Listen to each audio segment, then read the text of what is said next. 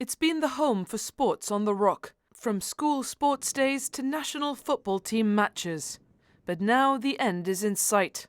The DPC has approved an application to demolish the Victoria Stadium, as well as the former Cepsa petrol station, an Aquajib pumping station and other small structures. Among the places set to be demolished is the Murga Bar, along with 3 corresponding kiosks within the stadium itself and storage areas. The DPC heard an objection from the business owner Alan Askes, who said there were questions of ownership, good governance and transparency at stake. It is very clear that I have had a business for 25 years, which has been since the stadium opened, the Tejas family had it, and I became a partner of one of the Tejas. And I've been working very hard with my family to make it a business, a livelihood for my family and the staff which I employ. And that is what I wanted to translate to the Commission, because I felt it very unfair, being a tenant for 25 years, that the government tries to demolish a stadium without actually advising my situation or reaching an agreement with me. Are you compensated in any way?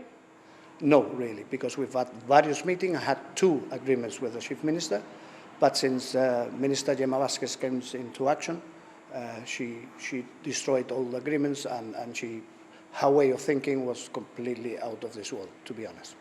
And what is the legal issue surrounding this at the moment? That you said your tenancy rights are under review. Well, my tenancy rights are there. Under the Tenants Act, I have been a tenant for 20 years, and I am supported by that law. Although there's a section notice by the governor, which they are thinking of advocating myself, and that notice actually, if the governor says yes, it creates a conflict, because at the end of the day, that notice should be given when there's a premises which is owned by the government. This premises is not owned by the government. It's already was pressured by the GFA, and this development is a private development, and that is what Mrs. Gemma Vázquez does not realize. So what's the next step for you in terms of this legal process?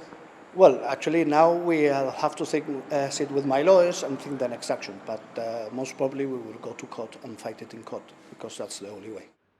The application for demolition was submitted by Stadium Development Limited, a wholly owned subsidiary of the GFA. They declined to comment further at the meeting and in response to GBC questions. The government also told GBC it would not comment at this stage. Mr. Askes called for the DPC to postpone its decision on the demolition until after the tenancy issues he'd raised were resolved. The Town Planning Department, however, said it had sought legal advice, which had said it could continue with the application. It said issues over land rights were not a matter for the DPC to consider in determining planning applications. It recommended the application be approved as long as requirements from the Civil Aviation Authority and the Department of the Environment are met. The Environmental Safety Group and the Heritage Trust expressed the hope that Mr. Askes's objection would be addressed. However, the DPC unanimously approved the application for demolition. The stadium project itself was given outline permission last year, with Town Planning saying it understands a full application is set to be submitted in early 2025.